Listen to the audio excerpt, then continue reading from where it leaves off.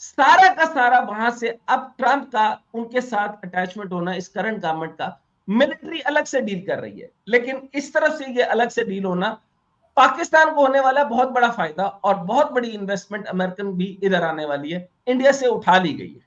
अब ये है दूसरी साइड। अब ये इम्पोर्टेंट बात है ना कि इसके लिए हम कितने प्रिपेयर्ड हैं डॉक्टर उस्मान। नहीं, अब आखिरी बात करता हूं, बड़ी खतरनाक बात है, बड़ी खतरनाक और इंटरेस्टिंग बात है, इंडिया को सोचना चाहिए।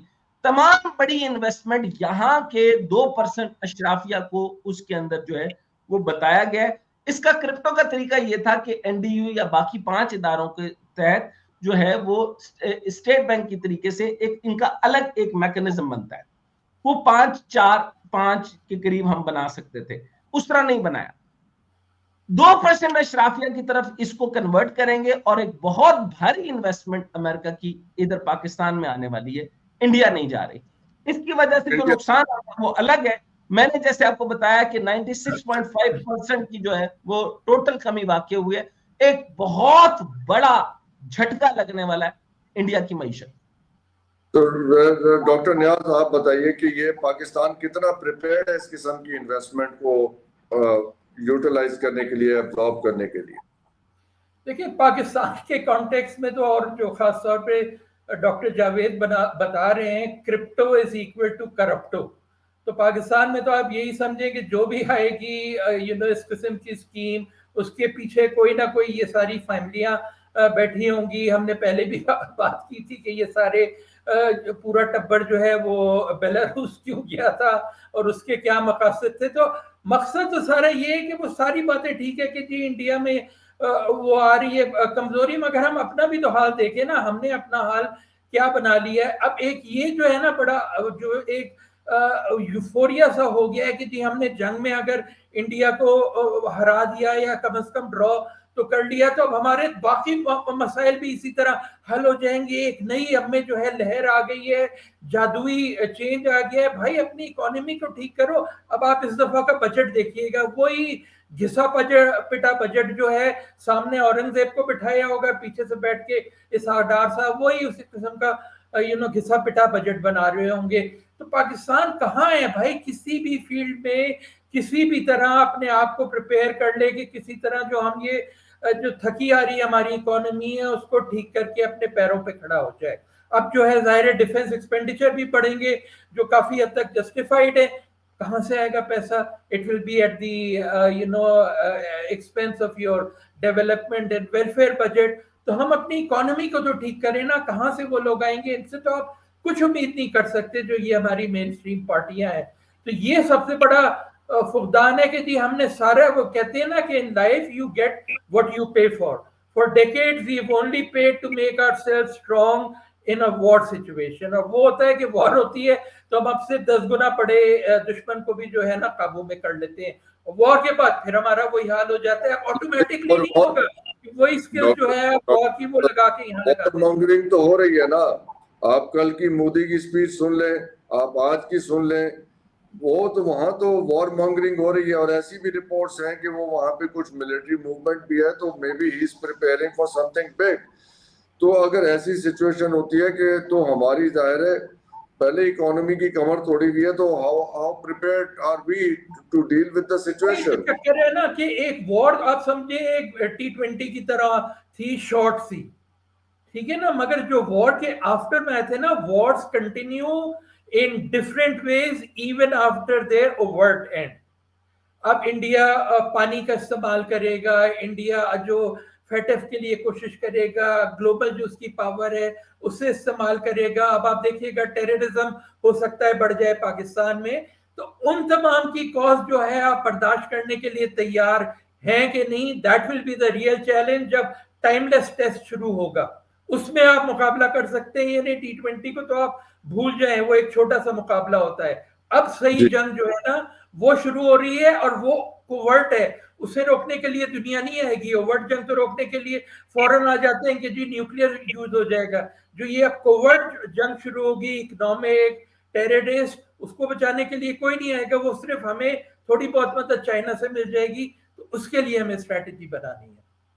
डॉक्टर उस्मान, आपने तो असेसमेंट दी थी इंडिया की इकोनॉमी की, जरा अगर इनवर्ट देखें तो ये जो इंडिया के साथ जो होना है वो होगा, militarily we are very very prepared, we are very comfortable, लेकिन उसके साथ हमें ये इकोनॉमिक बैकिंग जो चाहिए, उसके लिए आपको क्या लगता है कि जिस वक्त एक तो पॉलिटिकल टीम है, फिर ये बाकी जो भी टेक्नोक्रेट्स हैं, हाउ प्रिपेयर्ड आर वी और what should we do?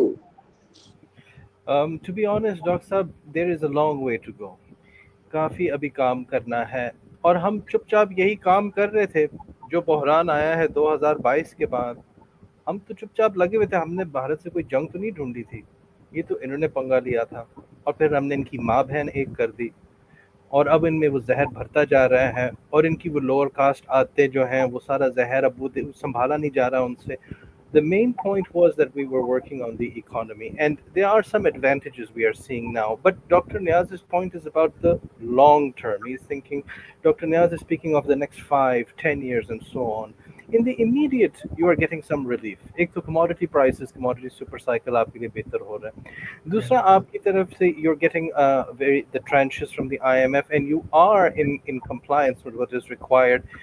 But there are deep structure issues. अब हम जब इकोनॉमी की बात हो रही होती है तो मैं ज़्यादातर कराची का या इस्लामाबाद का पर्सपेक्टिव सुनता हूँ, लेकिन the economy really boils down to the district level in Pakistan and how the provincial budgets are spent for sehat and taaleem and all these things. Those sorts of things, we have to do the real work, because we have to really build a strong nation. Otherwise, running it from above, you can only go so far.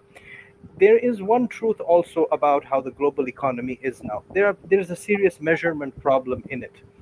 If you look at middle class as it's defined for South Asian countries, it is just $10 per day. India में जो कहते हैं बहुत बड़ी middle class है, they make $10 a day. You could not survive in a first world country with just $10 a day. How would you feed a family on it? It wouldn't be enough to eat.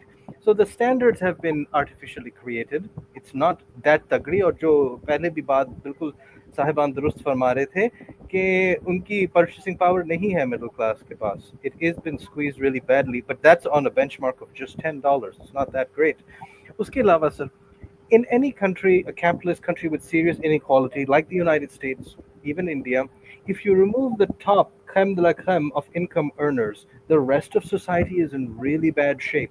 For example, in America, if you remove the top 1,000 income earners, America की शराय नमू faeces 66,000 से 30,000 तक आ जाती है, just from removing 1,000 people. America doesn't have 2,000 people, it is 300 million plus, just from the top thing, because the income distribution is so skewed.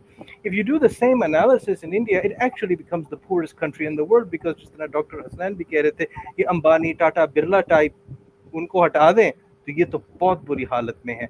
The same applies to us, except that our crème de la crème is not particularly rich because it doesn't have a lot of merit. These aren't driven by a meritocracy. That's the problem, why this distribution doesn't exist to begin with.